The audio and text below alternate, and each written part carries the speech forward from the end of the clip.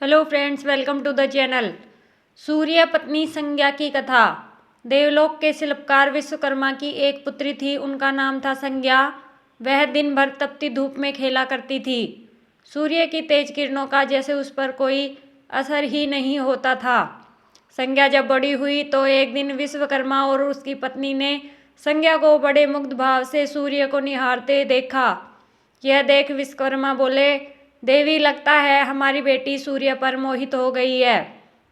देख रही हो कितने मुग्ध भाव से सूर्य की ओर ताके जा रही है।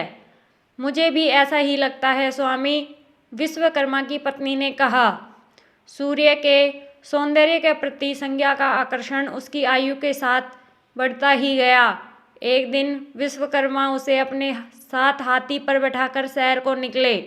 अपनी पुत्री को सूर्य की ओर निहारते देख उन्होंने पूछ ही लिया, बेटी, अब तुम छोटी नहीं रही। सोचता हूँ जल्द ही तुम्हारा विवाह कर दूँ। बताओ किस देव को तुम चाहती हो। पिताजी, आकाश में सूर्य से बढ़कर कोई तेजस्वी नहीं है, संज्ञा ने उत्तर दिया।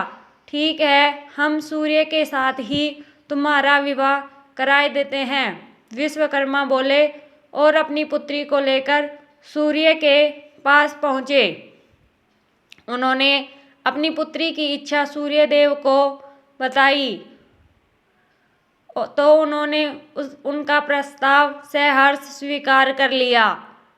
बोले, आपकी पुत्री मेरे साथ विवाह करना चाहती है, यह मेरे लिए सौभाग्य की बात है, पर इससे यह तो पूछ लो कि क्या वह मेरा ताप सहन भी कर पाएगी। विश्वकर्मा बोले। संज्ञा को एक ओर ले गए और उनसे पूछा, सूर्यदेव का उत्तर तुमने सुन लिया बेटी, अब बताओ सहन कर लोगी हर ऋतु में उनका ताप। हाँ पिताजी, संज्ञा ने बड़े विश्वास के साथ कहा। कुछ ही दिन बाद संज्ञा का विवाह सूर्यदेव के साथ हो गया। संज्ञा सूर्यदेव के साथ उनके लोक चली गई। पति के साथ संज्ञा के दिन सुखपूर्वक बीतने लगे। फिर उनके यहाँ एक पुत्र पैदा हुआ जिसका नाम रखा गया मनु। अनेक ऋषि मुनि बालक को आशीर्वाद देने आए। यह बालक ज्ञानियों से भी ज्ञानी होगा, ऋषियों ने भविष्यवाणी की। आशीर्वाद सच निकला। जब वह कुछ बड़ा हुआ तो ऋषि मुनियों से शिक्षा ग्रहण करने लगा। सूर्यदेव और संज्ञा को अपने बेटे पर गर्व था। वे बहुत ही प्रेम से अपने बेटे का लालन पालन करते थे। अचानक एक बार ग्रीष्म ऋतु में सूर्य की किरणें बहुत ही प्रखर हो गई। उनका ताप अपनी चरम सीमा पर जा पहुंचा। संज्ञा की चमड़ी झुलसने लगी। सूर्यदेव ने उसे अपने पास बुलाया तो वह अपनी आंखों पर हाथ रखकर उनके पास पहुंची। सूर्यदेव बोले, संज्ञा, मेरी ओर देखो। तुमने अपनी आंखें क्यों ढक ली हैं? नेत्र खोलो और मेरी ओर देखो। मैं तुम्हारा पति हूँ। स्वामी, आपके ताप से मेरी आंखें खुल नहीं पा रही, संज्ञा ने कहा। इसका अर्थ तो हुआ कि तुमने मुझे अपने से दूर कर रही हो। विवाह के पूर्व मैंने तुमसे पूछा भी था कि क्या तुम मेरा ताप सहन कर पाओगी। तुम्हारी सहमति पाकर ही मैंने तुम्हारे साथ विवाह करना स्वीकार किया था, लेकिन अब तुम अपने वचन से मुकर रही हो। सूर्यदेव ने कुछ क्रोधित होते हुए कहा। स्वामी, इसमें मेरा कोई दोष नहीं, संज्ञा बोली। आपका ताप ही इतना प्रखर है कि सूर्यदेव और भी कुपित हो उठे।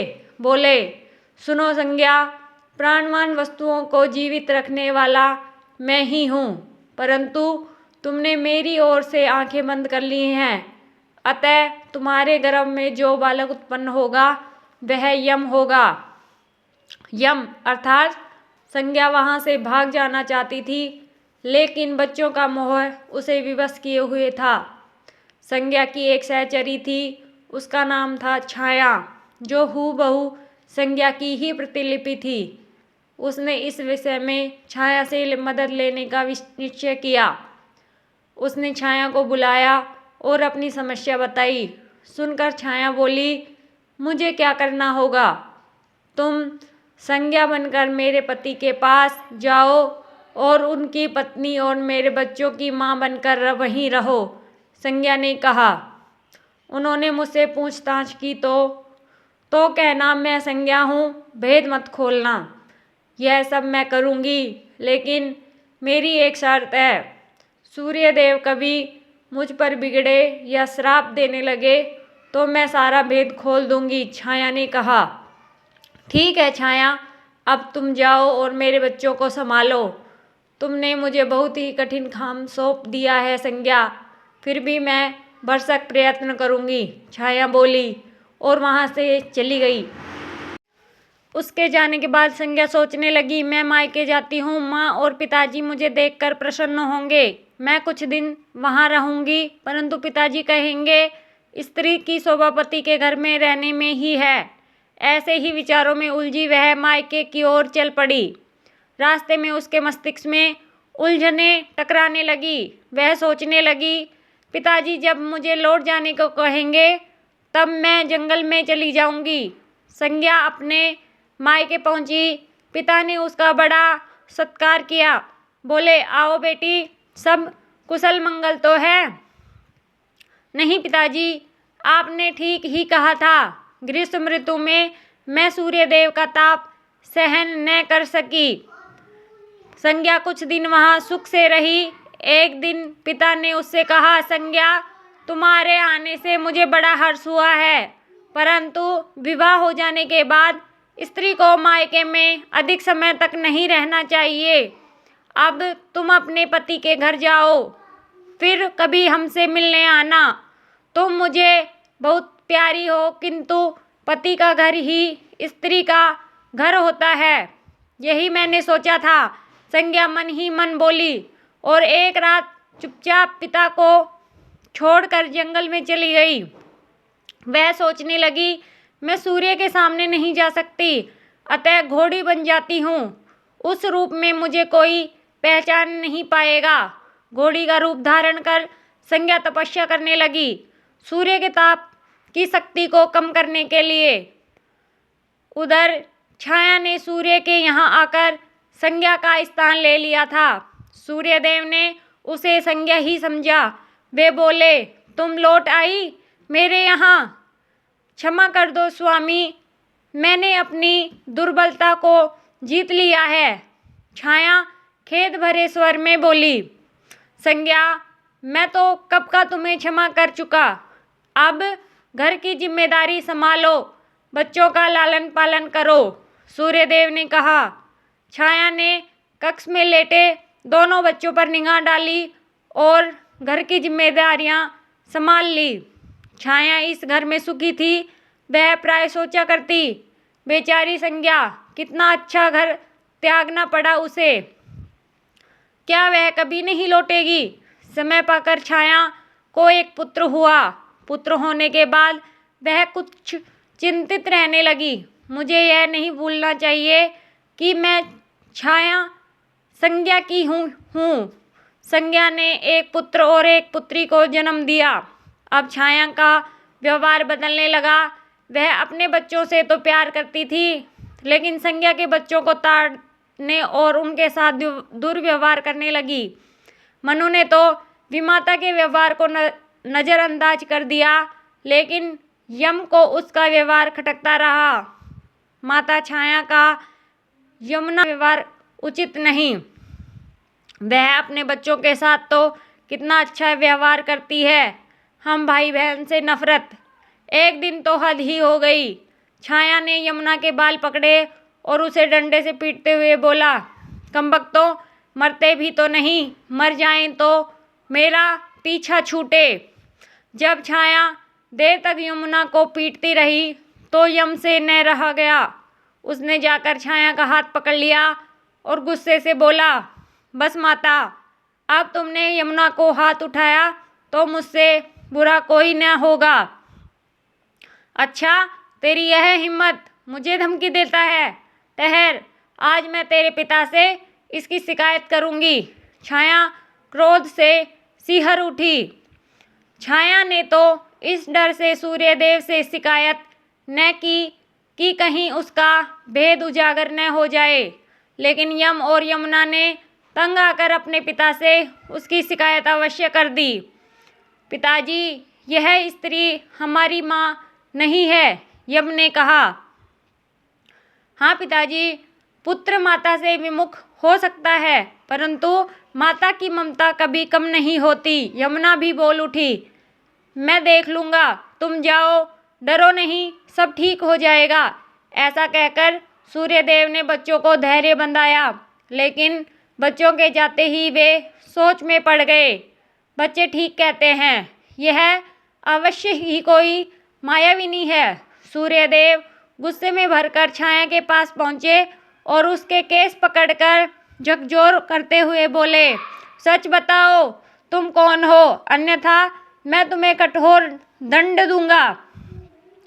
ठहरिए स्वामी, भय से कांपती हुई छाया बोली, मैं संज्ञा की छाया हूँ।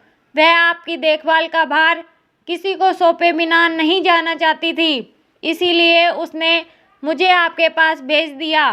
कहाँ गई वह? सूर्यदेव ने पूछा। अपने पिता के यहाँ। सूर्यदेव सीधे विश्वकर्मा के पास पहुँचे और उनसे पूछा, संज्ञा कहाँ है? वह तुम्हारे तेज से बचने के लिए यहाँ आई थी, विश्वकर्मा ने बताया। अब वह कहाँ है? मैंने ध्यान करके पता किया है कि उसने घोड़ी का रूप ले लिया है। वह जंगल में घूमती रहती है और तुम्हारे तेज को घटाने के लिए तपस्या कर रही है, विश्वकर्मा ने बताया। तो आप मेरा तेज घटा दीजिए, फिर उसे खोजने के लिए चलते हैं, सूर्यदेव बोले। विश्वकर्मा ने सूर्यदेव के तेज का 8वां भाग छांट दिया, जिनसे उनका तेज घट गया। फिर वे संज्ञा को खोजने निकले। उन्होंने राहगीरों से पूछताछ की कि तुमने इधर कोई घोड़ी देखी है? हाँ, एक विलक्षण घोड़ी को हमने नदी के पास विचरण करते हुए देखा है, राहगीरों ने बताया। उसमें विलक्षण क्या बात है? वह घोड़ी मानवीय भाषा में बोलती है देव, तब तो वह अवश्य ही संज्ञा होगी, सूर्यदेव बोले। सूर्य घोड़ी के निकट पहुँचे और कहा, संज्ञा, मैं सूर्य हूँ, तुम्हारा पति। अब यह घोड़ी का रूप त्याग दो। जब तक मेरी मनोकामना पूरी न होगी, मैं यह रूप नहीं त्यागूंगी, घोड़ी बनी संज्ञा ने उत्तर दिया। तुम्हारी मनोकामना तो पूरी हो गई, सूर्य ने कहा। सूर्यदेव ठीक कहते हैं बेटी, विश्वकर्मा बोले। मैंने इनके तेज का 8वां भाग काट दिया है। पिता से आश्वासन पाकर संज्ञा ने अपनी घोड़ी वाला रूप त्याग दिया और अपने स्वाभाविक रूप में आ गई। वह हर्ष और विभोर से अपने पिता से लिपट गई और फूट फूट कर रोने लगी। फिर उसने सूर्यदेव को झुककर पांव छुए और पूछा, स्वामी, हमारे बच्चे सकुशल तो हैं ना? हाँ, हमारे बच्चे ठीक हैं। मनु, यम और यमुना को अब फिर से माँ मिल जाएगी, सूर्यदेव ने मुस्कुराकर कहा।